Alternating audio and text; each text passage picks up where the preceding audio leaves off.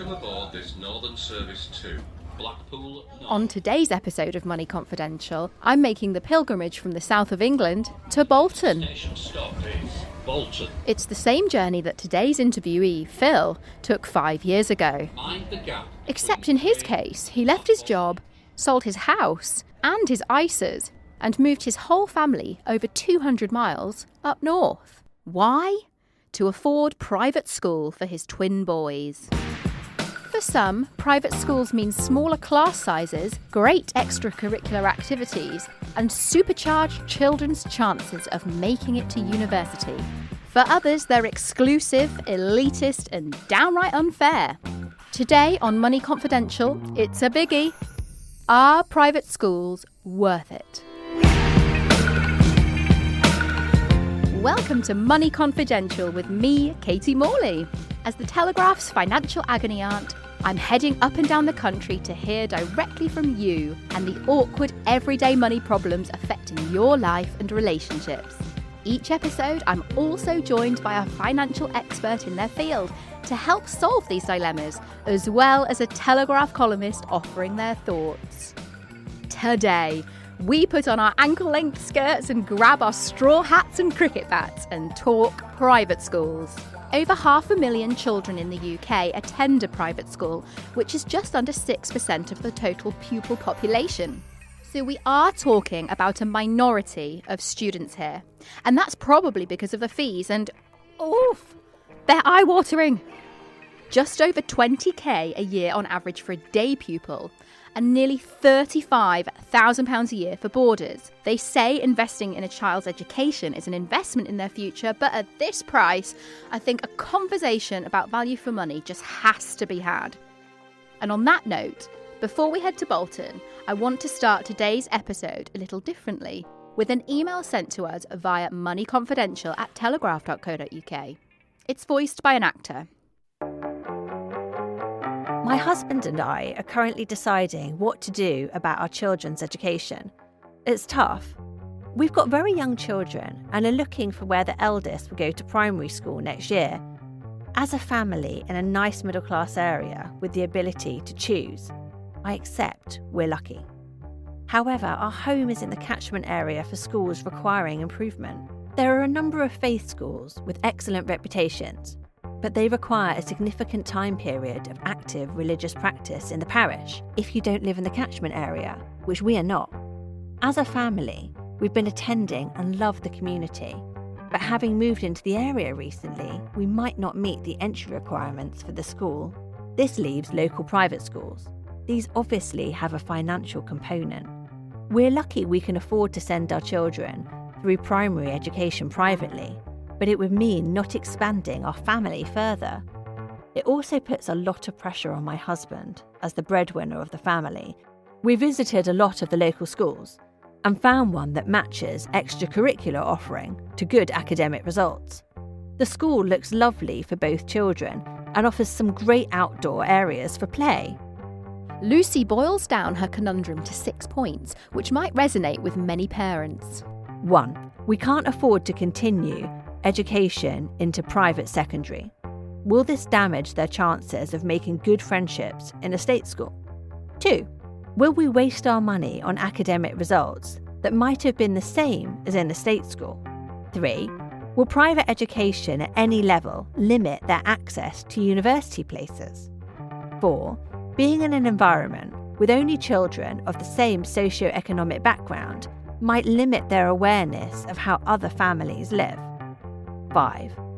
The possibility that we might have to move the children midway through primary due to a change of financial circumstance. 6.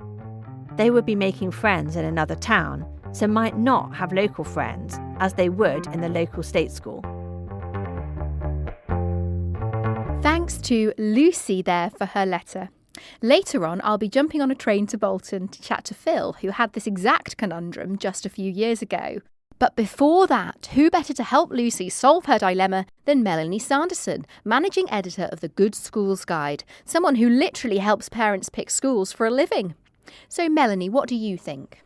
First of all, don't rule out the state option. Don't write it off. Just because it requires improvement, it doesn't mean that it's a complete disaster area. So number one is I wouldn't pay too much attention in Lucy's situation to what Ofsted are saying. She lives in a nice area. She should go and see the school for herself, talk to other people who have parents in the school, and really make up her own mind. Is that right then? Can Ofsted reports not really reflect the true character of a school? Yeah, absolutely. You'll be very aware of the newspaper reports of schools being downgraded from outstanding to requiring improvement over a paper trail, over something which is fairly arbitrary to the experience that children have in the classroom and in the playground every day. So you think to actually go and see the school itself might be a much better idea than just looking at the Ofsted report and taking that on face value?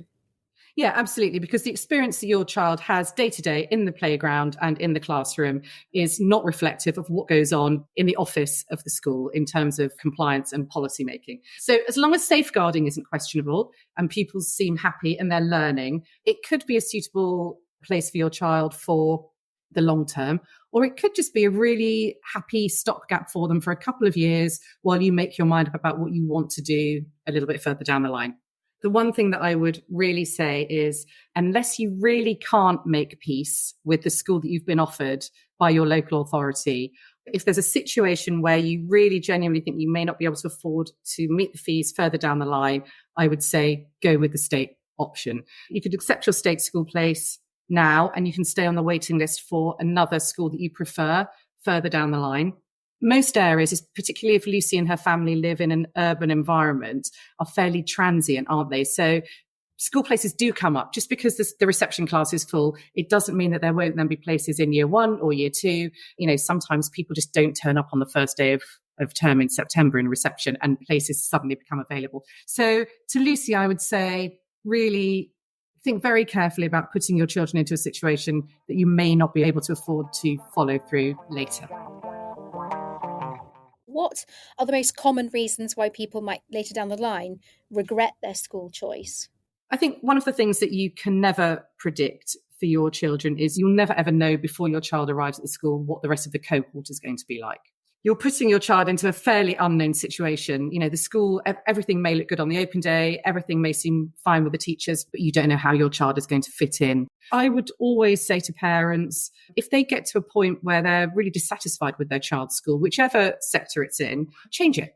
You can move schools, unless you live in an extremely remote and rural area where there's only one school that they can go to. There's no reason why they can't go on the waiting list for another school and move. And if you're in the private sector and you're not happy with that, you know, you really must vote with your feet. You must go into school, tell them what your concerns are. And if those aren't addressed, then strictly speaking, go elsewhere. It is never too late to change your mind. If Lucy and her family decide to go down the state route, you know, they can definitely use some of their disposable income for tutors and for things like dance classes, you know, football, rugby, outside of school, the cricket, you know, whatever it is that their child is into, they can plough the money into that. And I think we're going to see an increase in parents paying for tutors to supplement their child's education. But that's very expensive, isn't it? How much do tutors cost these days? Well, it's not as expensive as private school. So important to say that. Tutors can cost anything from, at the very lower end, £30 an hour to over £100 an hour. And it very much depends on where you live, the level of the child involved. Tutoring nowadays is big business and it's not for the faint of heart financially. You know, I think one of the key markers of how well a child performs in school is the influence that their family have at home. You know, we want to see parents reading with their children, helping with them with their homework, just supporting them through their school journey. And those are the biggest key markers of success across both sectors. And I think, you know, the other thing that Lucy raises in her letter is the aspect of having the local friends. And I think she's absolutely right. You know, it's very nice for children to have local friends. And it's also really nice for the parents to meet new people and make possible new friends through their children's friends. And that certainly is an advantage of choosing a more local state-maintained school. I know that Lucy has sort of said that she is thinking about sending her kids private for primary, but not for secondary. Do you have a view on, you know, if somebody were to do one or the other, which actually is better value for money or more important or more contributory to the child's education in the round? Yeah, well, it's a difficult question to answer, actually, because there's some that the family would need to put aside to pay for a prep school education or, a private junior school education would be less than they would need to put aside to get their child through 7 years of secondary school. So it's not an equal balance on those scales. And again, I think it very much depends on where you live and the kind of secondary school that you'll be looking at. I think it's really important for parents to really drill down on what's on the table for them. If they have the choice between state and independent education, don't get too hung up on that. Just look at what is best for your child. So if anyone is listening and trying to make a difficult decision about schools, do you have a process that they could follow to get things a bit clearer in their mind? The more information that you have at your fingertips, the better. So we would say if you're looking for secondary school, go and visit that school probably 2 years before your child is going to go there. Go to an open day and there you'll see all the whistles and bells and it will be very slick and lovely. And you'll hear all the sales patter and all the slick marketing. But also go back on a normal working day. Go back and see what the school is really like when the children have got their shirts untucked and are running to the dining hall, etc. So a bit of sleuthing. A little bit of sleuthing, yeah, why not? And if you really want to sleuth, hang around outside the school when they're coming out at the end of the afternoon as well, because then you'll see the real picture. But I think, one of the things that we do as part of the research for our reviews is we talk to parents who have children currently at the school. They are absolutely invaluable. People who are in the exact situation that you may find yourself in a few years' time, who have got the stories coming home via their children every single night and hearing those around the dinner table about what goes on, how was that dealt with. Really take your time to do your homework and research. And one of the other things that Lucy raises is that she's worried about this negative discrimination from universities. Is that founded or? It's not unfounded, but it is somewhat misunderstood. So contextualized university admissions are quite a complex beast to deal with. And what they really look at are children who come from quite deprived settings, certain postcodes, certain schools. They may be offered lower grades, for example, to get into a top university than a child who's coming from a top independent academic school. And rightly so. It's a little bit crude to assume that an independent education is going to stop you getting into a good university. It isn't. Pupils from independent schools are still overrepresented at Oxford and Cambridge. All of those universities have a high proportion of pupils from the independent school sector. It's not something that I would think about when you've got a child in reception either. I think the whole situation, she's got 14 years of school before her child is going off to university, at least 12 before she even has to think about it. My advice to Lucy is don't worry too much about that. The whole landscape will probably be different then. There'll be a whole different set of issues to address. Look really closely at what is right for your child right now. Now, we've had some comments in from Telegraph readers on social media. We've had one anonymous one from a parent who sent their 3 children to a world-renowned public school. And they said they all got into a local grammar school, but we didn't send them there because we didn't want them to be in a racial minority. But at the end of the day, for the amount of money we spent, it wasn't worth it. They all got top grades, yes, but they probably would have done well at a grammar too. And the advice on applying to Oxbridge was almost non-existent. That's not what you'd expect, is it? No, it's not what you'd expect. It's a difficult one to comment on without knowing exactly what school they're talking about. But, the one thing that I would say is that paying for education, not a golden ticket to Oxbridge any longer. I mean, that, obviously there was a time when there was a well-trodden path via a public school to Oxford and Cambridge, and then, the Foreign Office or politics or the banking world, etc. Just not like that now. We live in a very different world. And I think just because you've paid the money, that doesn't guarantee a smooth passage to a top university. Your child is up against some stiff competition. And what's really important to remember is that even 10 years ago, pupils in state schools were not encouraged to think that they could apply to Oxbridge. The narrative was very much, it's not for you, it's for the people from independent schools, it's for the children of the elite. That's no longer the case. We now know that anyone can apply to Oxford and Cambridge or any top university. So would you say that actually there's more encouragement among good state schools for aiming for the stars and aiming for Oxbridge than there used to be? Definitely. Lawrence has come through with what I fear could be a hint of sarcasm with this comment. If you want the best, it's private school. That is evidenced by our leaders in Parliament. Yes, well, Lawrence makes a very interesting point. It's definitely the case that after 14 years of our current government, there are swathes of parents who possibly could afford to pay for private school, who are politically opposed, absolutely opposed to that elitism that surrounds the independent school sector at the moment. Melanie Sanderson, thank you so much. We could talk about this all day, couldn't we? There's so much to this decision for people, and no doubt people will go away and spend days, hours and weeks coming up with their own decisions. But, you know, hopefully your words of wisdom have been very helpful for people. So thank you so much. Melanie Sanderson, Managing Editor of the Good Schools Guide. Thank you. Thanks to Melanie for her time and Lucy for her letter. That's what we're all about on Money Confidential, matching up your real-life money problems with expert advice. For many parents, it can be agonising whether to spend hard-earned money on private education or keep it for wider family lifestyle choices.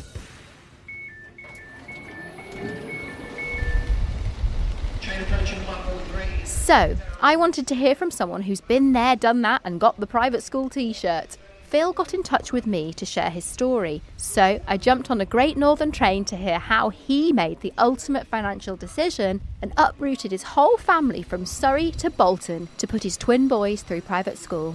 He kindly picked me up from the station in his very fancy 4x4. And 15 minutes later, we were sat in his lovely living room with a healthy supply of biscuits, ready to get to it.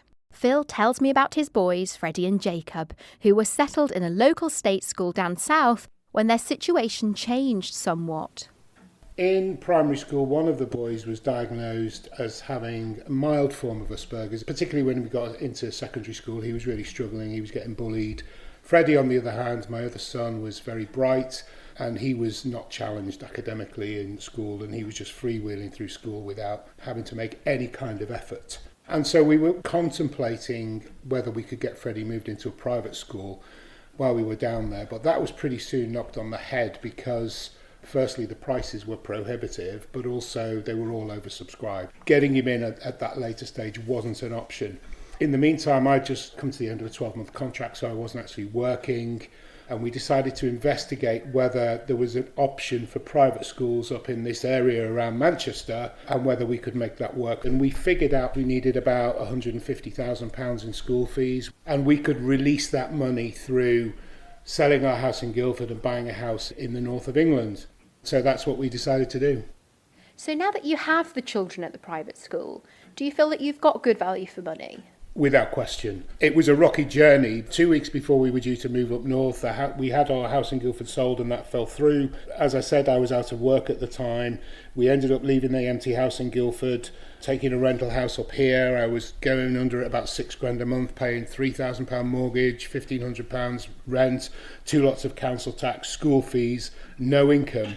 The whole of 2020 was an absolute nightmare for us. We really pushed ourselves hard, maxed ourselves out mortgage. We sold all our ISAs, we cashed in insurance policies, anything, any money that we could get our hands on. Looking back now, it was absolutely the best thing we ever did. There's no question about the fact that it's been perfect for us. Freddie has accepted an offer from Warwick University. Jacob, he's getting all the support he needs. He's happy and he's flourishing, and he's hoping to get a degree apprenticeship with the police rather than go to university.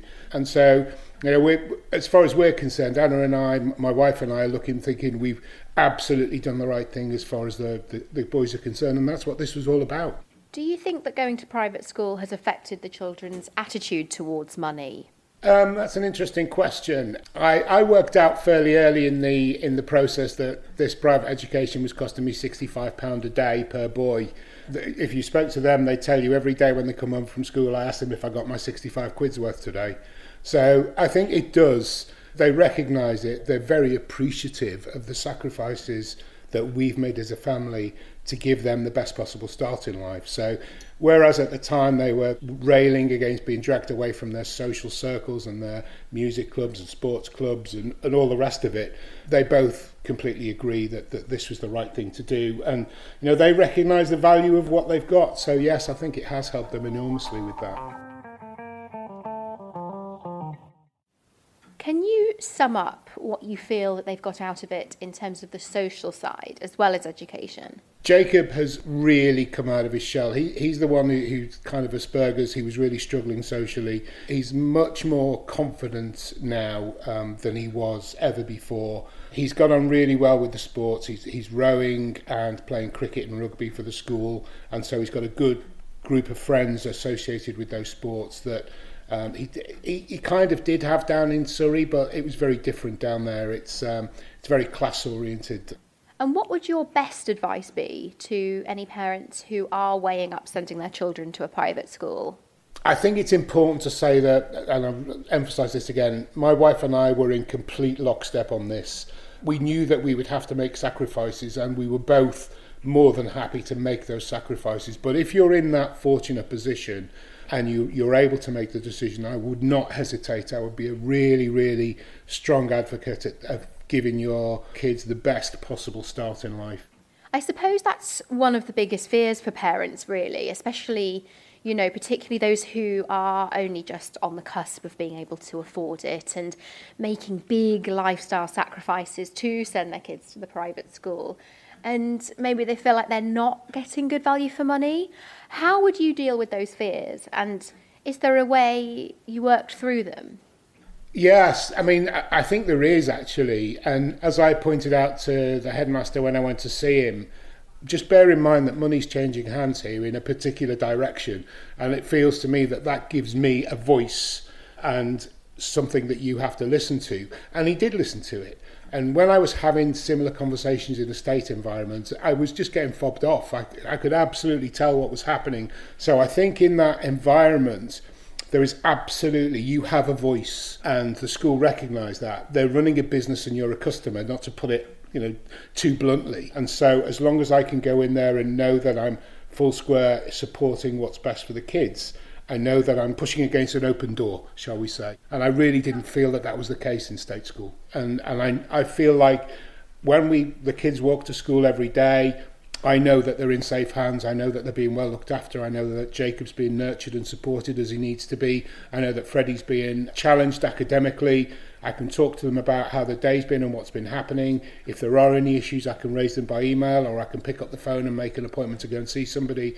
It just feels like a much more sort of conducive environment to having that kind of relationship with the school, whereas I really felt like when it was at state school, it was there are responsibility, not yours now. Go away and leave us alone.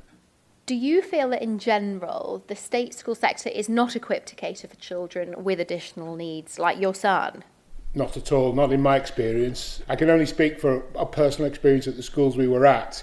And certainly for a so-called outstanding Ofsted school, I was massively disappointed with the level of support that Jacob got, supposedly outstanding Ofsted school.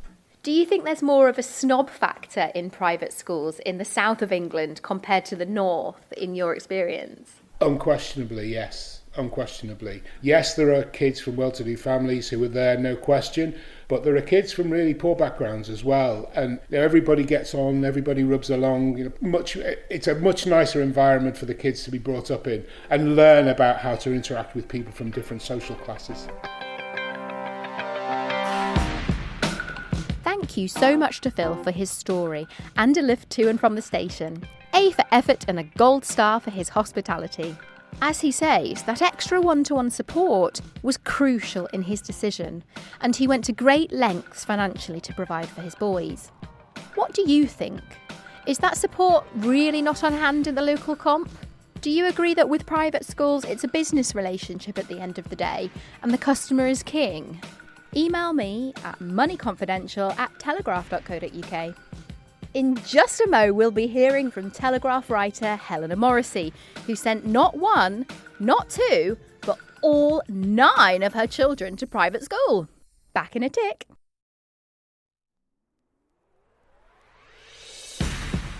Welcome back to Money Confidential.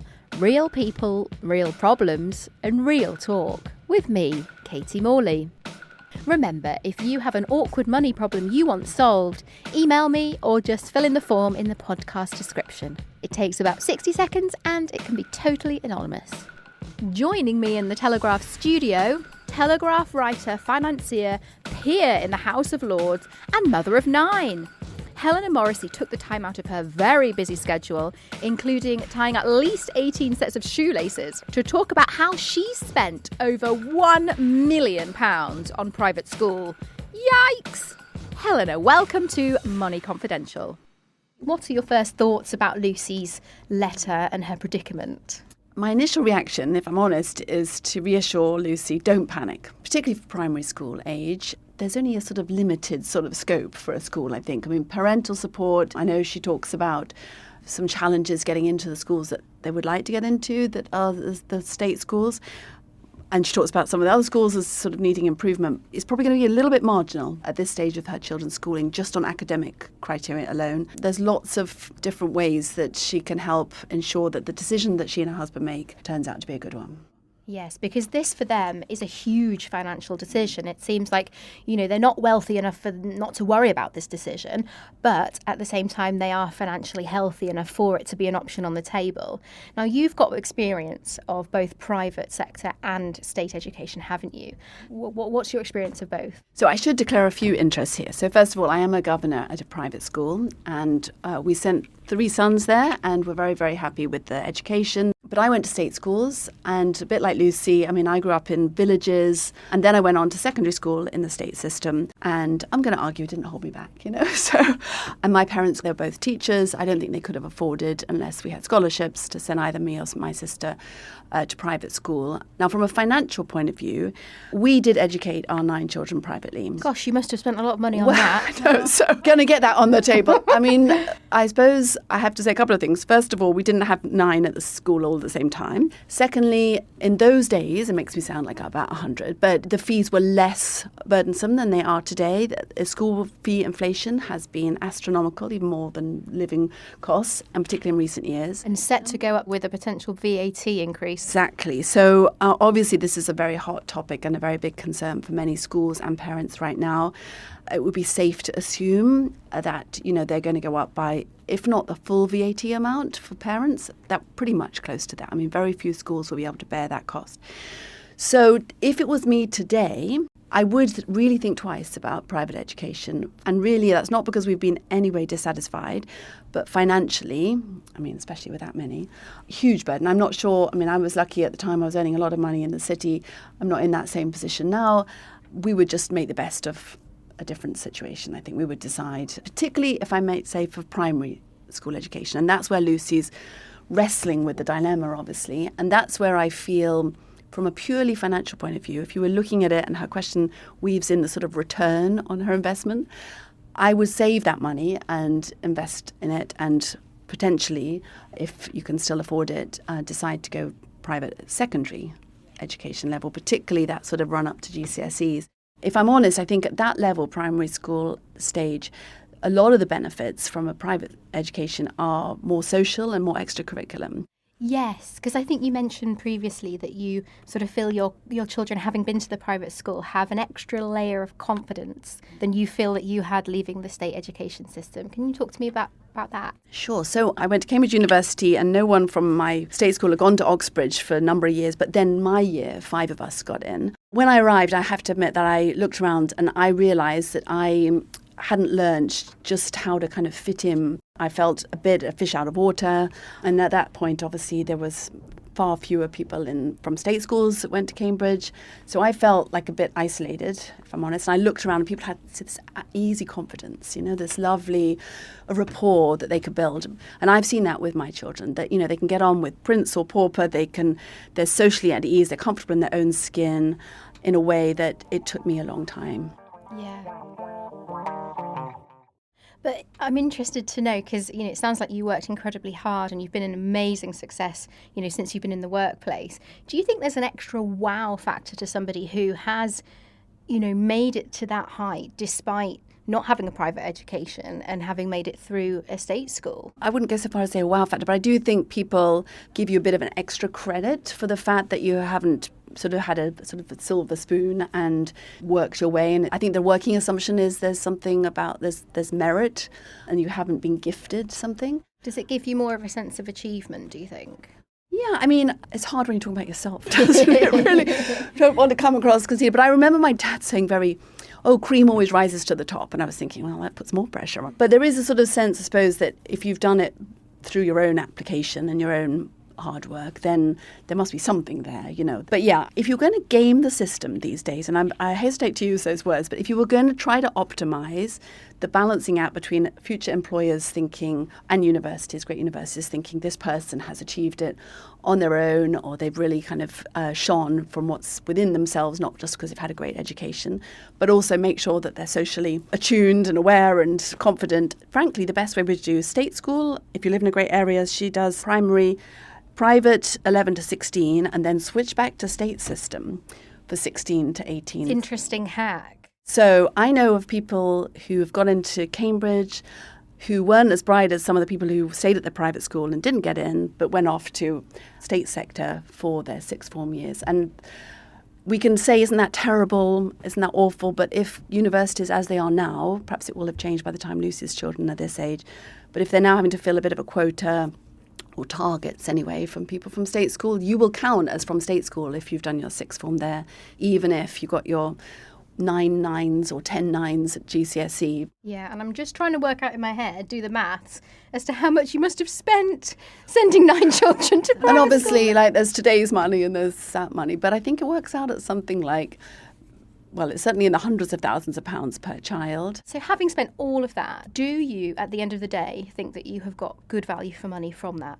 I'm going to answer that in a very sort of wishy-washy way and say because they're happy and they're enjoying what they're doing. And I think one of the advantages compared with, say, my schooling is that each of their schools has brought out what's good about them. So it might not be academics, might be sports, might be drama. I think the best state schools, it's often around academic results, and there isn't that bandwidth and that time, that sort of luxury that you get at private schools. So if I'm going to count value for money as being happy adults and remaining children, then yes. If on a financial equation, not necessarily, no. I mean, some of them, as I say, still at university, some are at school, so it's unfair to do a sort of spreadsheet at this stage. I suppose it just depends what parents are wanting for their children, doesn't it? And Lucy's question suggests that it's very much a financial return. I don't think you should make the decision today based on that, particularly if you've got alternative schools. I don't think she's going to be satisfied. Now, Lucy says she's got 2 children already, but she says that, you know, her decision on what school to send them to may end up restricting her having more children. It seems like she might be on the fence about whether she wants to do that. How should she solve this dilemma? So this was a big curveball thrown into the middle of her dilemma, and I honestly think she's got to work out with her husband what they want to do, because if you want to have another child and sending your children, as I think it, slightly marginally to a private school when they live in a lovely area for just their primary education and not continuing as well. Certainly, again, it's a very personal thing, but if it was me, and obviously I have 9 children, so clearly I'm slightly addicted to having children, but that is a big factor. That is not an afterthought. That is something, because obviously you could end up feeling not so thrilled about the school because you can pay great money, a lot of money, and it might be a fantastic school, but you have a poor year group. This would be the biggest fear that I would have about sending my son to a private school, is that I had, you know, really stretched myself, you know, given up holidays, given up real lifestyle choices to put him there. And he was desperately unhappy. I think I would be really devastated at that. Which is why I think it has to be more than just a financial transaction. I know we're talking about money here, and I get it. I actually think some of the happiest moments as being a parent, sort of walking to school with, you know, these beautifully uniformed children and a bota, and I didn't have that, and thinking I've been able to give that to my children. You know, that was important to me, and I did feel good for, you know, about that. And they had lovely experiences. If you do team sports, for example, or drama, and it's amazing. The school puts on plays, you know, every couple of terms, which are top-notch, you know, like West End productions. That can give you such inner confidence, and you can feel like you really you shine at something. And that is really hard if you come from a school where they can't put that sort of thing on. People want the best they can buy for their children, obviously, but if you're giving up everything else, it does not guarantee a good financial return or a happy outcome, because there's other things that may come into play. In all honesty, I think parents as well, for primary school children, your support as a parent can make such a huge difference to the academic outcome. Thank you so much, Helena Morrissey. Some sage advice for parents out there, whatever they're deciding to do. Thank you, Katie. So there we have it. If we're looking at the pros and cons of private school, it's true that, whether positive or not, Oxbridge is still oversubscribed by independent school leavers. There seems to be a confidence instilled that can carry them into their often successful careers. Helena also made a point that the extracurricular activities are far superior, like sports and drama, which can actually rival West End shows with their production values. But on the flip side, it is eye-wateringly expensive, and it's only set to increase. And as Melanie said, you don't need to flog yourself just to afford it.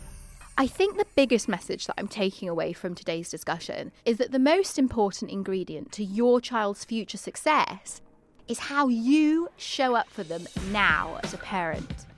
And actually, that's something that money can't buy. But of course, we all have our biases. What do you think? Even for high earners considering private school, is it really worth giving up the family holiday or having a smaller house? All those sacrifices for 5 to 10 years of your child's life. Will they reap the rewards in the long run? Or is it just a very expensive status symbol? Let me know by emailing me directly or sending a voice note to moneyconfidential@telegraph.co.uk. I read every message. Next week, school's not out for summer yet, but we're discussing the contentious topic of taking your children out of class for a cheaper holiday.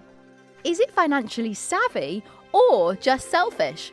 We speak to one mum who saved £3,000 just by doing this, but we also hear from Britain's strictest head teacher, and we might all be in detention by the end of it. If you have a money dilemma you need solved and fancy me popping round for a cup of tea and a chat, email me at moneyconfidential@telegraph.co.uk or fill in the form via the link below. It takes about 60 seconds and can be totally anonymous. Thank you for listening to Money Confidential. Please do help grow the show by rating on your podcast app and leaving a nice review. You can find me on Instagram at MoneyBackMorley. Production support from Claire Newell, and thanks to my producer, Isabel Bouchard, and series producer, Giles Gear. Ta-ta for now, sausage. Can't say that again, can we? Why not? Let's just sign off.